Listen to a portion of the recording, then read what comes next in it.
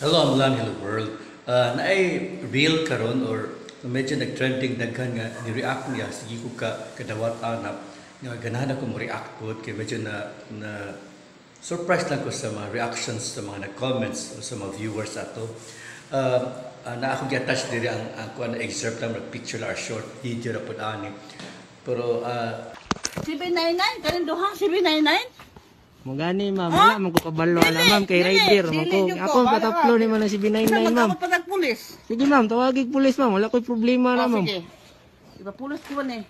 Sila like kontak ka na ma'am, delivery ra man ko. Maabta na ko kulan na ni ma'am imong giblian. Gingnan gid kayo bli kay Hoy. ug alanganin ka. Dili na ingon bitaw ko sa imo ha. Ma'am, gingnan di kayo bli ug alanganin ka. Dili, usama ko Dili man na mao ma'am. Dili, dili mo. Dili. Customer is always right. Hoy, ang akong pagtanaw lang yun, ang nanay na-scam ko siya, nailad ko siya sa supplier. Nauso kayo ng pag-ilad ka. Mismo ako nailad ko. Na-order ko shorts. Nasakwa na siya sa Facebook. Lamig kaayo, tag 215 o 1,000. Nice kayo. Nagkakuha. Kasi dili sa'yo ko magamit na ako nalang ibaliga sa salad dressing. At least ko makabawi ko. Pero at least ganahan kong na-curious lang ko sa item. Pag-abot, manalamag mahalin siguro sa ka-shorts 50 pesos. So pati yun kayo, upat ka buo. So ako gi-contact ang seller sa messenger, gi-block ko. So scam yun siya. So nihatag ko aning reaction kay na-surprise lang ko kay kadaghanan almost tanan sa mga ni-comment ato nga video ni bash siya against ato nanay. Kung sa mga katigulang na ka, nag-apil-apil pa ka ng mga online, tapos giina naman dahil ka, nga yung anak, dapat bayaran. Kisa may anak-anak at tigulang nga, ina na yung nanay nga, wala pa bayaran na niya. Luoy kayo ang rider na pa. So tanan jud simpatiya si rider, ang rider po, ningon po siya, kaya defense ko is, kung di mo na bayar, ako'y mutapal. Yung anak ba, ayaw binuang. Tapos so daghang naluoy po sa rider, kaluoy sa rider, kaluoy sa... So muna akong reaksyon ng, ako ba, kung ibutan na ito kagaling sa sitwasyon sa nanay, nga dili mao item, ang yan na dawat, yan national policy kaning mga online nga dapat bayaran, usa siya i-open. So ako magpudaan ng kinsa man na policy, ilahara man ang policy. Para na ako sa businessman, graduate ko business course, di lang ko kabalo sa exact terms good, pero ang kuan gud walay no return no exchange policy, walay no return no exchange policy. So dapat kung napalit nimo item, bayaran gyud na nimo, but unless na siya defects, dapat siya uli. So dili pwede nga abi ka nadawat na nimo, abi kay nabayran na nimo nga kung ano man na ang transaction, pwede nimo mauli ang item. So napo na siya sa business po, not just satisfaction. I mean, it's just a normal contract with a contract sa meeting of minds between two or more persons. Dire contract of sale man siya between a buyer, a seller, and a buyer. Ang seller mabaligya sa iyang item niya, ang in exchange for that item nga expected sa buyer, bayaran po niya ang equivalent amount. So na-exchange of items, nga na-satisfy man ka nga buyer sa item, tapos ikaw bayad po pa sa seller. So na meeting of minds, nag-agree sila on the same item. Example ba, kung nipalit kag mansanas, nagpila mo naman sa 20, ako i-deliver nimo, ako giputos, pag-abri na ako, nakuha na dahin, mansanitas na ang sudod, okay na dahin na, kinaabrihan naman nimo. I mean, parang nakasayop yun ang policy. Kung policy magalis mga online sellers, sayop ko na siya kay there's an agreement man nga muli ang madawaton at that price. So dapat maugo na yung madawat. So in the case, aning karon nanay, karon lain na nadawat. In the bottom line is na-scam siya, nailad siya. So ang point lang nako ba, kitang mga reactors, dili ta mo bash aning ang rider ug ang nanay, kay biktima lang sila sa scam. Ang problema gud ani is kung sa business pala siya kung mo analyze bita kung solve your problem, the main problem is there is this scammer, nag-scam ang supplier, mo na siya sulbaron. Kani duha ka bug nakita nato sa video ang nanay o ang writer are just victims. Another thing, so para nako ba tama na gyud kung ilang policy nga dapat bayaran sa abrihan, usban na policy ka sayop ko na siya, dapat abrihan usa para makabalo kasi sa imong gipalit padawat nimo. Pero kung di mo na bayaran, di kawatan ka, kaya magidawat na satisfied man ka, dili ka kawatan or sa swindler, whatever, nangilad ka or ni-breach ka of the contract. Since kaya kay sayop man imong na pag-open mo, lain man imong nadawat, di mo ka satisfied. Kung ikaw po ang seller, what di na satisfy imong customer nga based sa inyong gi-agree yun, then kuan ka nag-breach of the contract ka, wala ka ni comply sa inyong contract, sa inyong agreement.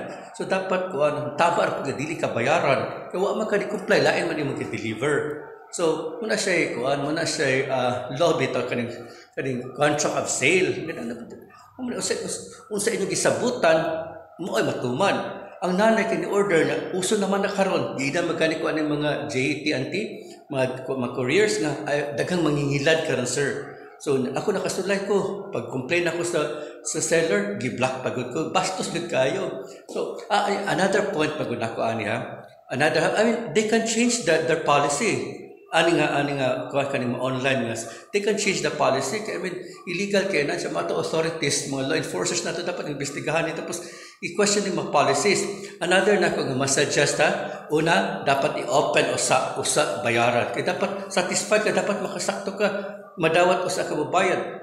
Ano mobayad magkakanya sabot lain ang niabot. Tapos ang second po na kong point ani is ang rider siya po ni alakansi ko siya mutapal. So pa i-change po na ang policy nga mutapal maka nga wa man nakuan wa man na satisfy ang customer. Ano mutapal maka kung imuhara nga ang evident man gud nga wa ka kahatag resibo kay wala ni bayad ang customer. Ang nanay, so maka-report ka dito sa seller nga seller wa ko ka collect kay lain ang gidawat picture pagod mao man ni item igod wa man siya satisfy, so ano di man niya tarungon sa inyong usag-usa kun ana ba. So na-control ang rider, so mingon siya wala ko naka-collect, wala ko ma-remit nimo seller kay sayop ang imong gihatag. So for the bashers pag gikaluoy ang rider, perhaps ko ako'y buyer, ako'y nanay, muhatag na ako 20 pesos, 30 pesos, 40 pesos para refund sa imuhang pag-deliver dong. And then, pwede man po ka-dili refundan. Kaya I mean, sa any business magod, we have to accept nga na po yung mga losses. Malakansi ta usahay, better luck next time. Una naman, hindi naman tasigig makita lang. Kung pa na pong maray, nakabalo ko nga from salad dressing, ma-deliver na siya at bang, ma-deliver na dito sa luyo. Ang magkikuritas nila na. So, di ba, tag-20 or 40, back and forth lang pagkuhan. So, dili kay dako ang ilang marabitaw cost sa ilang pag-deliver. So, ang point na ko sa mga riders diya, pasensyahin lang kung ana ma-isolated case nga malugi mo, habalo ko gamay naman po, kung madako man ganit, na-accept lang kay part na sa business karon, katungod kay naapektuhan mo kay naay nag-scam, naay nanghilad, which is in this case ang seller. Tapos, another thing po, musupport ko sa nanay nga di ko siya mabayad. Kaya nga naman kung ibayad sa tibuok, 699 ko ihatag na sa rider, tiga sa resibo. Ang rider asan paingon ang kwarta, paingon sa iyang courier, sa iyang company, like JT&T. Ang JT&T, ibayad man dito sa vendor, sa seller. So, maabot yun siya sa seller. So, dili po niya yung rider nga, wala ko kabaluan na, igo na ko ka-deliver. Nga naman, wash hands maka, igo ka ka-deliver, pero ka na item, diin man nagkika nimo.